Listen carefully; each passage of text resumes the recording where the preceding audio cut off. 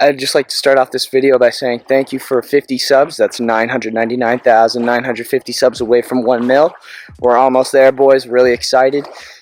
And yeah, here is my near-death experience story.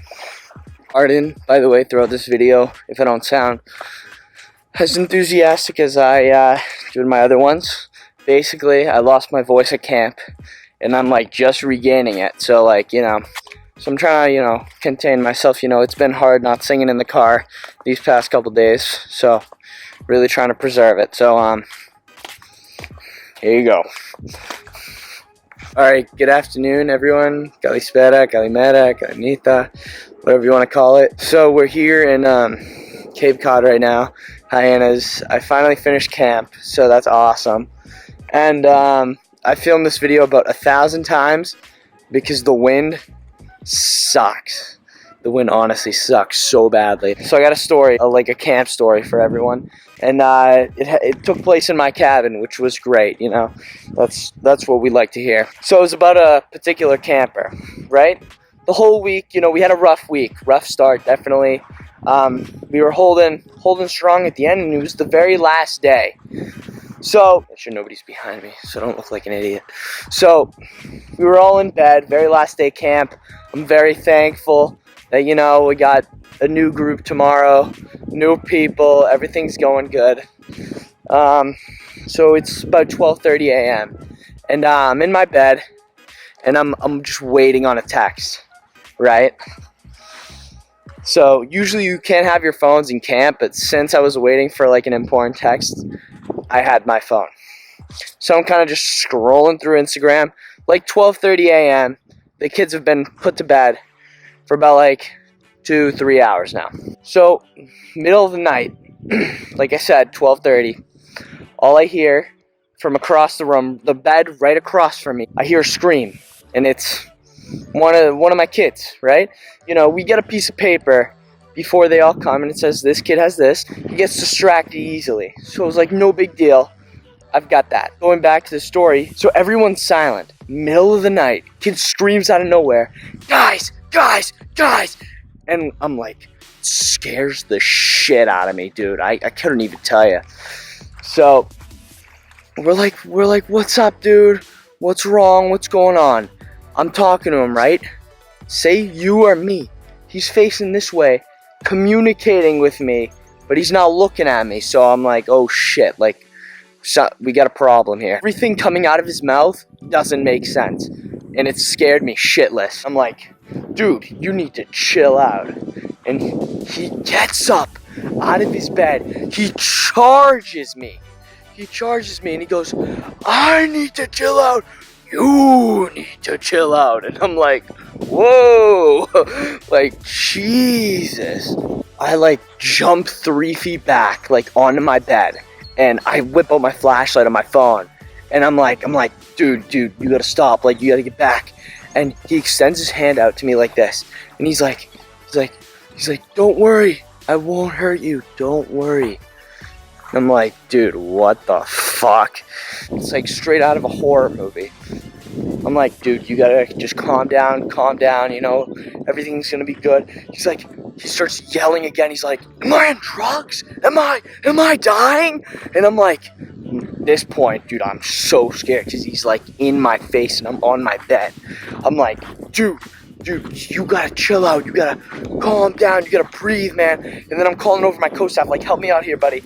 And just sitting down on his bed still. And I'm like, great. So the kid backs up for, I kid you not, a second. Kid backs up a second.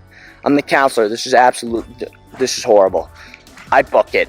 I run out of the cabin, dude. I'm out of there, dude. I don't mess around with that kind of shit. I got no shirt on. I got no pants on. I'm running down the street in my underwear, and I'm like, and the staff are just getting off break, right? So they're all like going back to the cabins, and they're looking at me, and they're like, dude, you're gonna get in so much trouble. You got no pants on. You got no shirt on. Like, what's wrong? And I'm like, guys, I gotta go. Like, I gotta go to the office. Something's seriously wrong. So I run down to the office, down the street, right? Because it's like a little town, the camp. So I get down there, open the first door. damn, like, I'm in, I got this. Second door, it's locked. I'm like, great, I can't get to anyone. So I start running back up the hill, right? I'm sprinting, I'm in just my underwear, you know, like, everyone's looking at me like I have 10 heads. And all of a sudden I hear a golf cart coming up the hill behind me, and I'm like, shit. So the only people that can drive a golf cart are the priest, the boys and girls director, and the director of the camp. And what do you know? All in a golf cart. Not the girls director, thank God. The boys director, the priest, the director of the camp. All in one golf cart. And the boys director has a flashlight, wicked heavy duty flashlight, make sure nobody's scheming around the camp. I'm running up the hill still, not looking behind me. Guy beams me with a flashlight. All you see is me just in my underwear, and I'm like, shit. So they pull up right beside me, and the boys director gets out. He's like, number one, what are you doing with just underwear on? And I'm like, sir, I can explain. He doesn't even get to two. I'm just like, I'm freaking out because, near-death experience. And I'm like, I can explain. My camper, blah, blah, blah, blah. I don't know what happened. It was so in the moment. But they all end up leaving. And, the kid's still in the room. So my campers are probably more scared than I am. And they're probably freaking out that their staff just left the room while this is all going. So I'm walking in the room, right? All of a sudden, little kid's at the front door. I have no idea. I think it's the kid that just went ape on me. I open up the door. I see just a little kid. For some reason in my mind, I think it's the kid that just went cuckoo. The kid that went cuckoo is a lot bigger than me. So I open up the door. I see the little kid, and I'm like, oh shit! Slamming on the kid, and I start running out. And then, I finally, notice in my head, I'm like, oh, shit, just one of my campers. I'm like, sorry, I freaked out on you. Just go back to bed. So I go back in the room. I don't even look at the kid. Just go straight to the bathroom. Head down, run right to the bathroom. And obviously, there's co-staff in there, just hanging out. They had no idea, what the hell just happened. Go in there panicking. I'm telling the story, right? It's about 1 o'clock in the morning now. So, campers are dead asleep, like nothing happened. I'm over there, I'm praying to Jesus, Holy Trinity. I'm doing a whole liturgy in the bathroom. It's ridiculous. Couple go to bed, one's still in there, right? All of a sudden, the kid walks in. The kid that freaked out, right? And, I'm approaching him slowly, but I'm keeping an arm's distance away from him. So I'm like, hey, what's up, buddy? Is this the first time you've woken up today? And he turns to me and he's like, yeah, why? And I'm like, so you don't remember that you said you were dying, you on drugs? And then this is where it goes to exorcism again. He starts shaking like this, and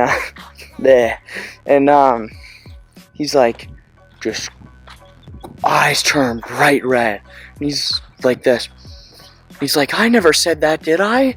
And he starts crying, and I'm like, oh fuck, I don't know what's going on.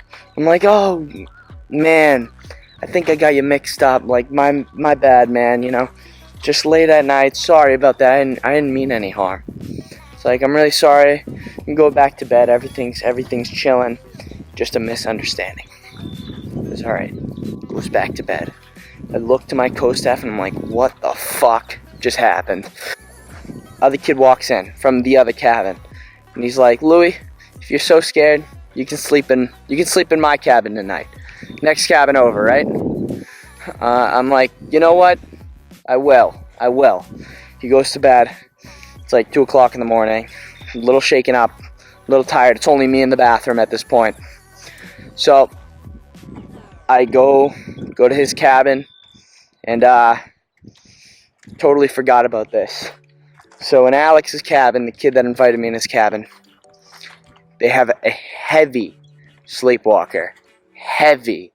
They have to put a bookcase in front of like the door to make sure he doesn't get out. Heavy sleepwalker, crazy. So I'm not really thinking anything of it, but they have one open bed. One open bed. So I walk in, you know, the bathroom light kind of lines up the room a little bit. I see the bed, right? And what do you know?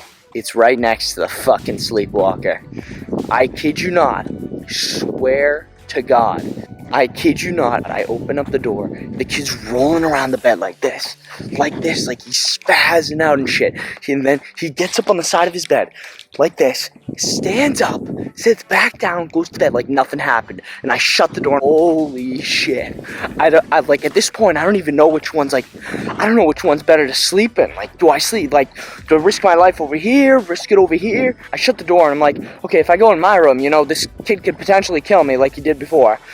Try to kill me. Thank God I ran out. If I go in this room, Alex's room, you know, maybe the sleepwalker, maybe like, you know, I'll bring back some good stories. Maybe does some crazy shit, wakes me up at night. Maybe we walk, you know, go to the snack shack, something crazy like that. None of that happens. Cool sunset, by the way. So I just sleep in Alex's room, Alex's cabin. You know, I assume my campers are fine. Horrible staff member. So I'll wake up in the morning. Everything's great. It's a nice bright morning. We go to chapel. It's great. It's like none of it ever happened. But yeah, that's my near-death experience at camp. It's a great title. Can't wait to use it. And yeah, that was it. Hopefully the wind didn't get in the way. Because if it did, I'll be very aggravated. Because I literally filmed this 1,000 times. So, hope everyone enjoys. Look at that. Animal. That is nature at its finest, folks. Jesus. Have a great day. Oh, whoa. Whoa. Oh, let me fix this. Have a great day. Great life. And I will see you guys whenever I can get back. Good night, everybody.